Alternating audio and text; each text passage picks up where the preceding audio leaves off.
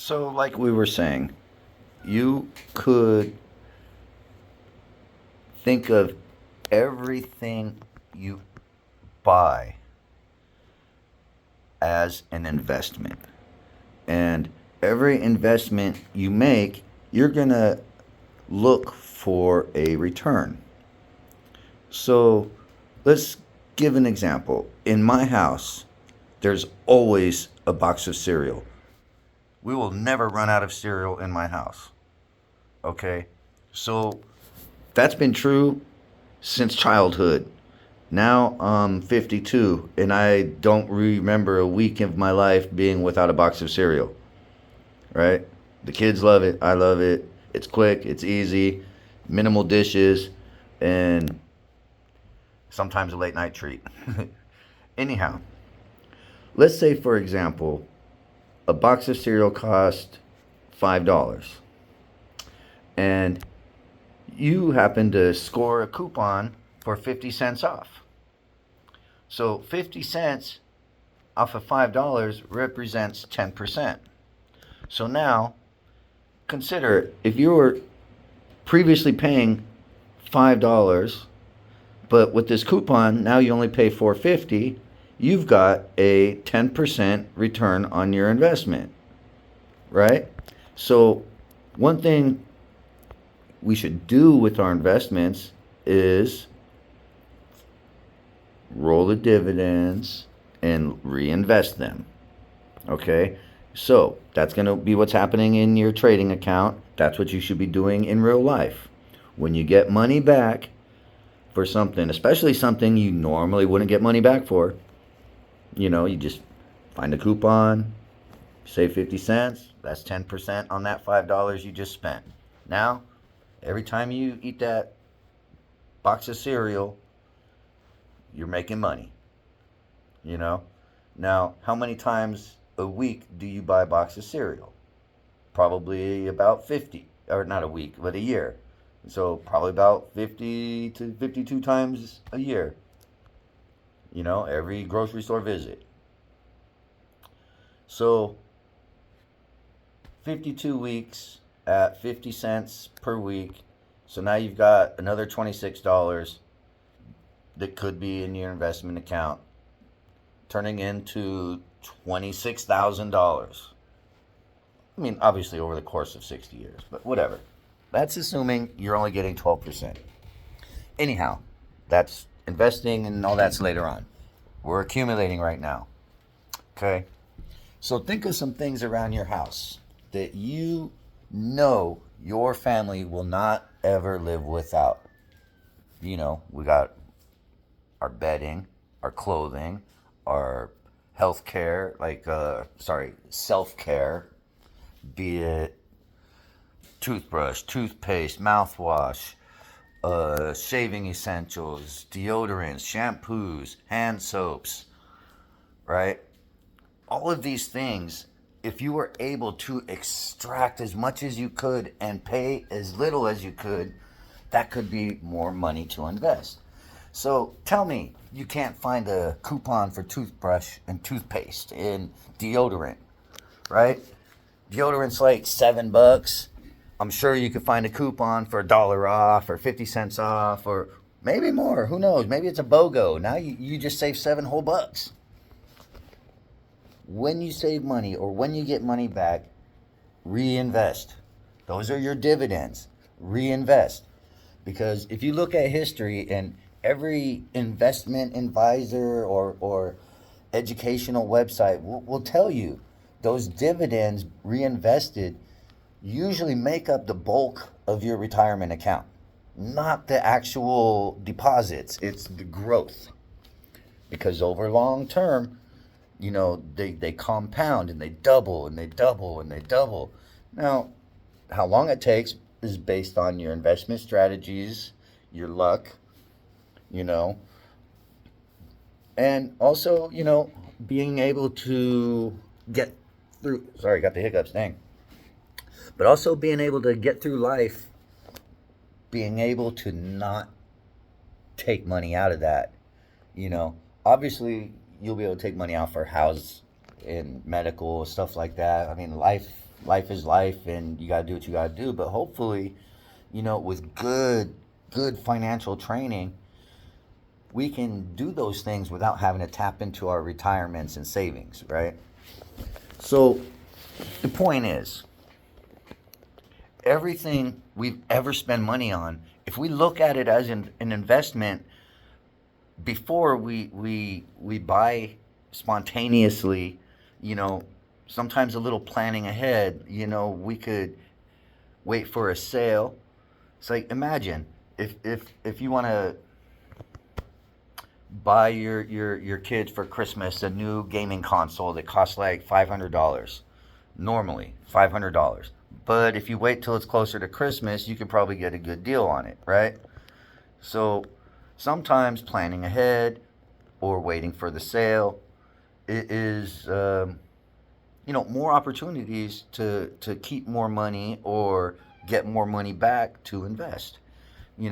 So let's say hypothetically you're gonna buy this console for your kids at Christmas, right? It's $500, and you happen to catch a sale for Black Friday. It's gonna be $400. Like, sweet, that's $100 you could invest for your family, right away if you feel like it. Okay, but you know what? Let's do some advanced strategies, right? Now, let's go online and maybe we could score a coupon for that store, or maybe they have a membership program we could sign up for that gets us a little extra back, right? Or you know, uh, use a credit card that has like 2 or 3% cash back, right? And I'm telling you, every time you get cash back or save money, you should reinvest it. Those dividends grow. You can't tell us they're not going to grow. Like, if you have the time and you have the patience and you have the discipline, that dividends what going to be what makes you rich. Okay, so think of every cash back, every coupon, every opportunity to turn something you do anyways into a revenue stream. Even if it's pennies, even if it's dollars. You know what? You could probably go to a car dealership right now and get some kind of a rebate on a new car. Let's say you buy a new car for 30,000 and you get $1,000 rebate. That's pretty huge. I mean, percentage wise, that's plenty. And you reinvest $1,000, right? Like, we could essentially take our money that we're already going to spend, like that Red Robin comment we were talking about earlier, right?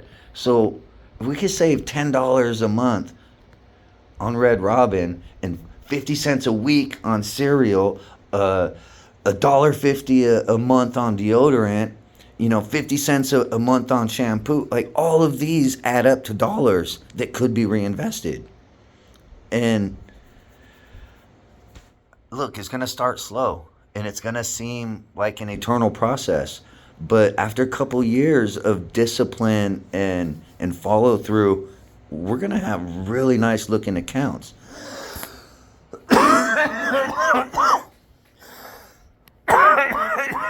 Sorry. Okay, so we're going to have really nice looking accounts. And you know what? I watch on the news and I see a lot of people. They're worried about their economy. They're worried about prices, and that's fair. These are real concerns for many people in the country, right?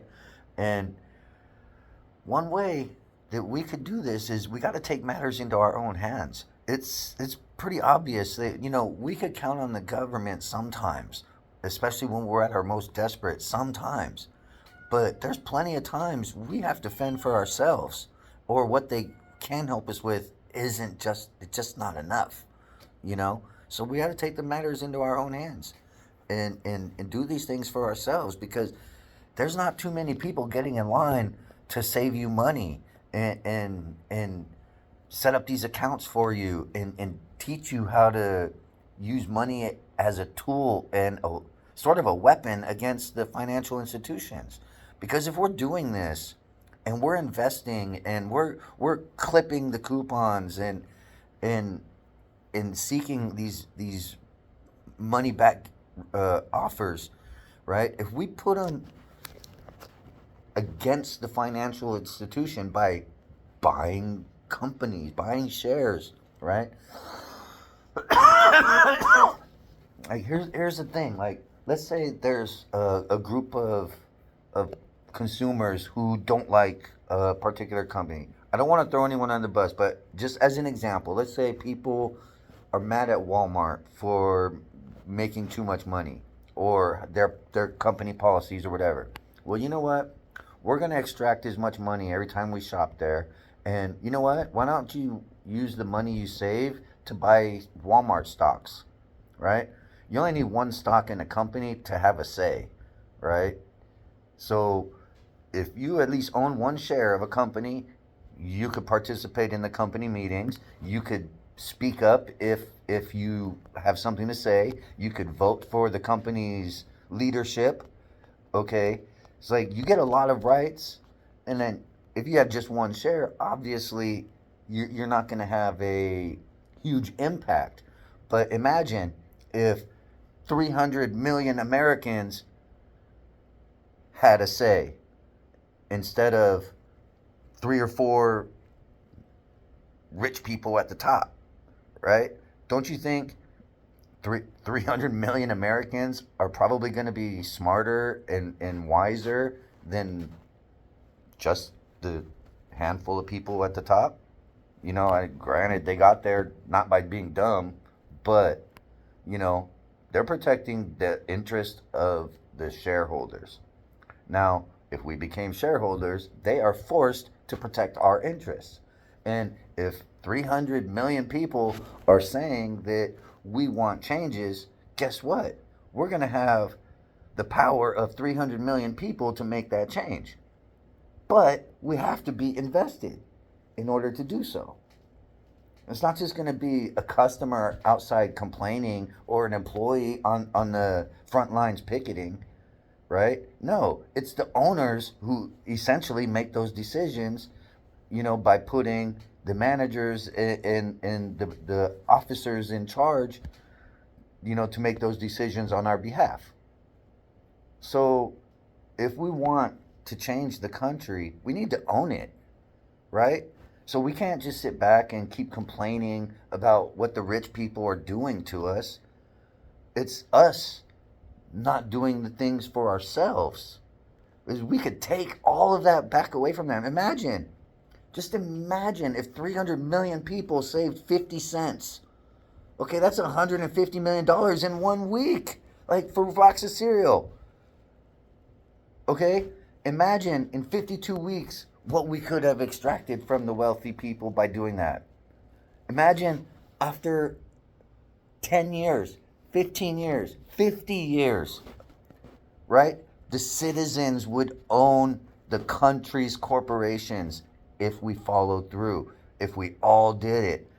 Okay? But no one's going to count on everybody doing that. We need to just do it for ourselves.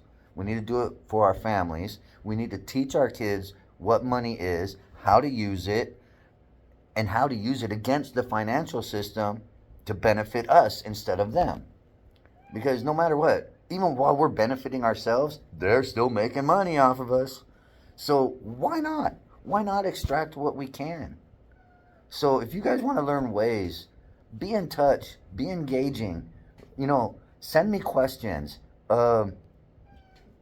Do your own diligence, you know, like, and listen, along the way, we're going to learn how to extract money from companies via coupons, discounted gift cards, rebates, opening accounts, you know, membership clubs, like all those things are little perks that help us either put more money in our pockets or save more money when we pay.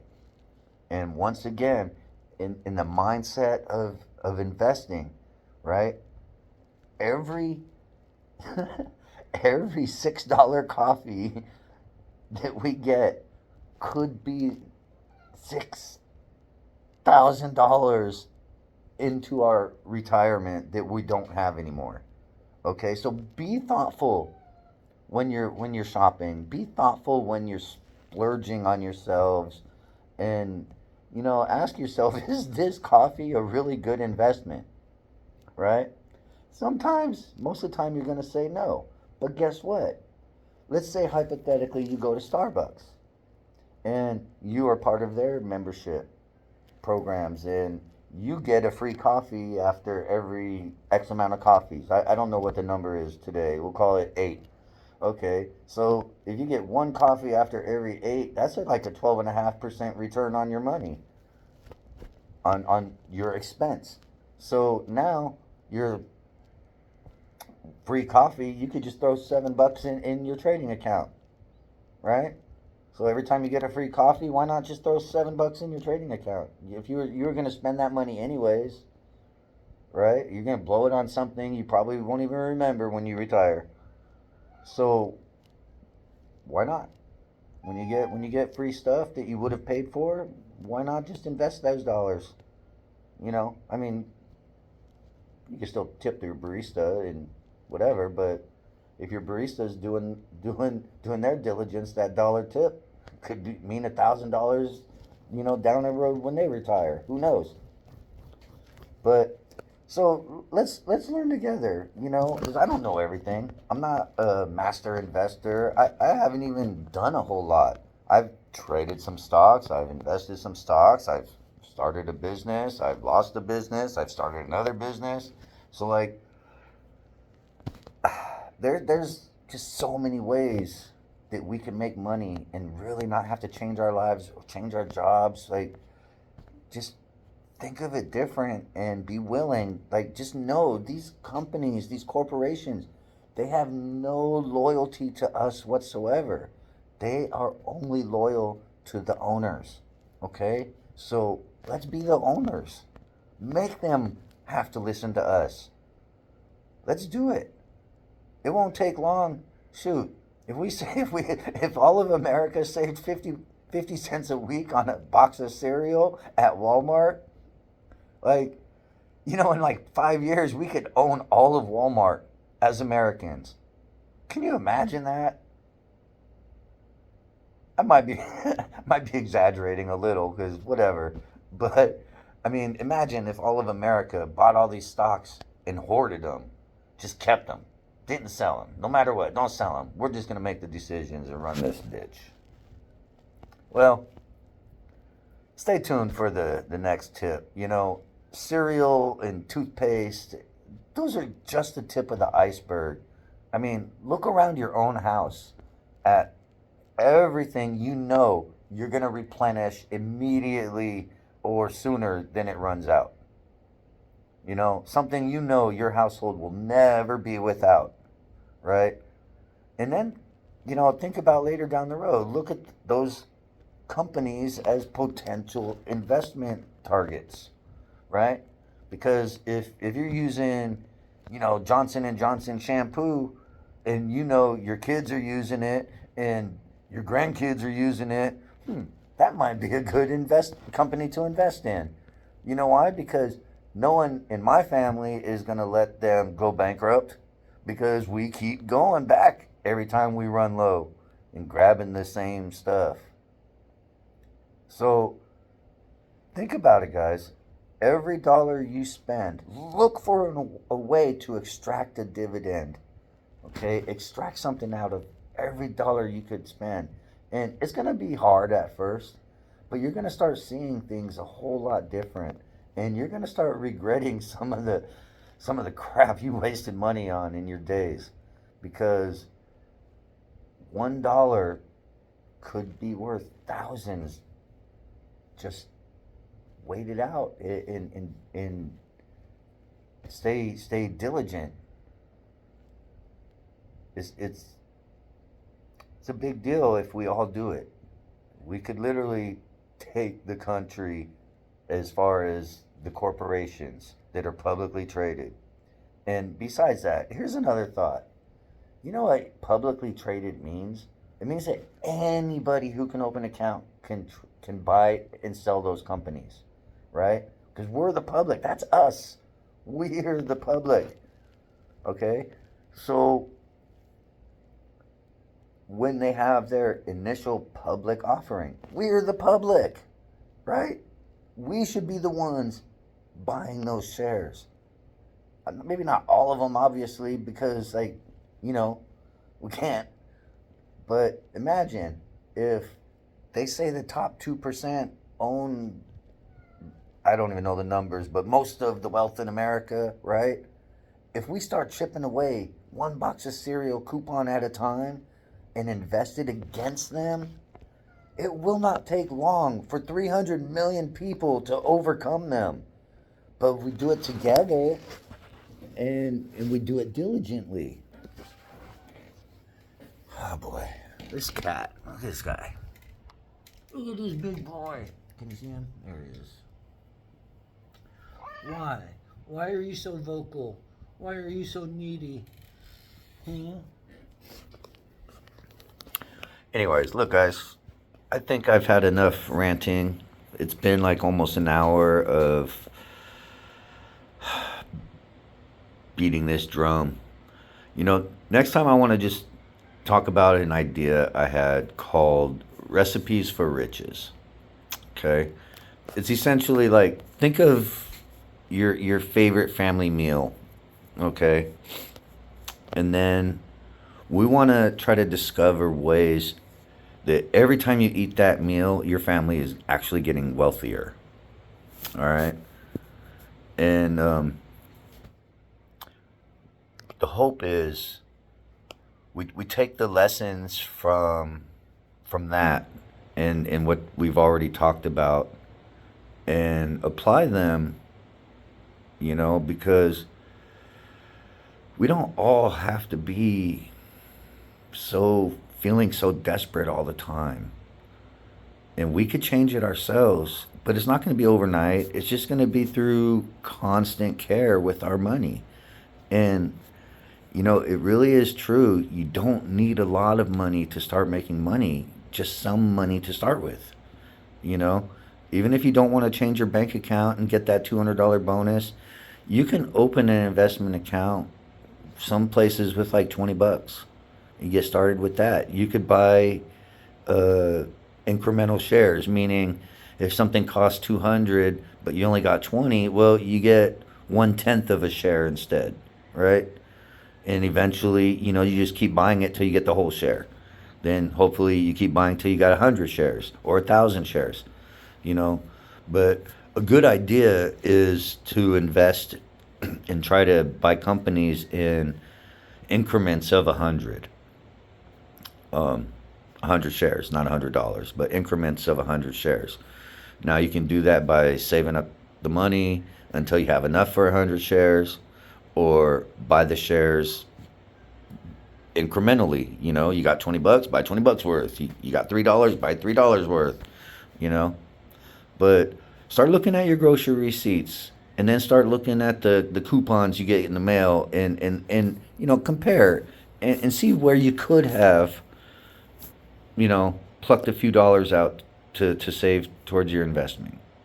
And you know, even if you're not using this for retirement, you can use this method for like shorter term goals, right? You know, and some like advanced ways to extract the most money. You know, it's like get a coupon, or hey, you know what? A great thing to do if you're an adventurer, you like to travel, you like to dine out.